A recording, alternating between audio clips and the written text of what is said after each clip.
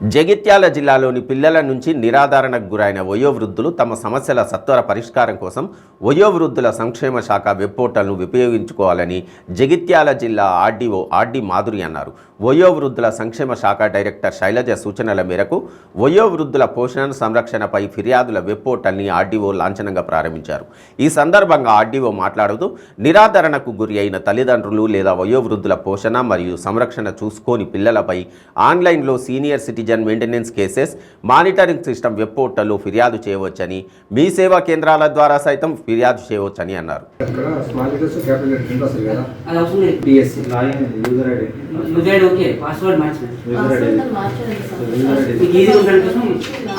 ఆఫీస్లో ఒక maintenance tribunal అనేది ఉంటుంది. వయోవృద్ధులు ఎవరైతే కూడా వాళ్ళ పిల్లల నిరాదరణకు గురవుతారో వారికి ఇక్కడ రక్షణ అనేది కల్పించబడుతున్నది.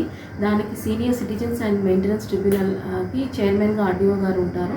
సో మీరు ఎవరైనా సరే మీకు తెలిసిన వాళ్ళు వృద్ధులు కానీ ఇబ్బంది పడిన మా ఆఫీస్కి డైరెక్ట్గా రావచ్చు, లేకపోతే వారు ఒక చిన్న అప్లికేషన్ ద్వారా వారికి తెలిసిన వాళ్ళు ఇచ్చినా కూడా మేము తీసుకుంటాం. కానీ ఇంకా స్పీడీ డిస్పోజల్ అంటే అకౌంటబిలిటీ ఉండాలి అనేసి ఇప్పుడు ఒక పోర్టల్ కూడా లాగిన్ చేయడం జరిగింది. ఈ పోర్టల్ ఉపయోగం ఏమిటి అంటే ఇక్కడ జరిగే ప్రతి అప్లికేషన్ డైరెక్టర్ స్థాయి వరకు చూస్తారు, అంటే డిస్పోజల్ అవుతుందా లేదా. ద్వారా లాంచింగ్ చేసినందుకు వారికి మా Telangana all senior citizen association పక్షాన ధన్యవాదాలు.